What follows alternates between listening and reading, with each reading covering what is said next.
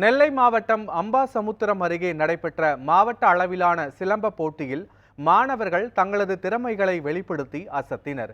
கல்லிடைக்குறிச்சி அருகே திலகர் வித்யாலயா மேல்நிலைப்பள்ளி மற்றும் கலைவாணி சிலம்பாட்ட கலைக்குழு இணைந்து மாபெரும் சிலம்பாட்ட போட்டியை நடத்தினர். இதில் பாளையங்கோட்டை, நெல்லை, சேரன் மகாதேவி உள்ளிட்ட பகுதிகளை சேர்ந்த 400 மாணவ மாணவியர்கள் கலந்து கொண்டு தங்களது திறமைகளை வெளிப்படுத்தினர்.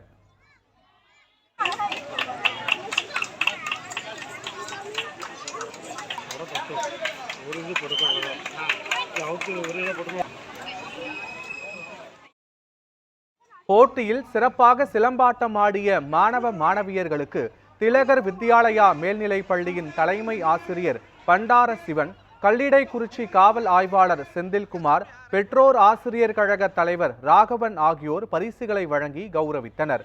மேலும் சிலம்பாட்ட போட்டியில் கலந்து கொண்ட அனைத்து மாணவ மாணவியர்களுக்கும் வெற்றி சான்றிதழ் மற்றும் கேடயம் வழங்கப்பட்டது.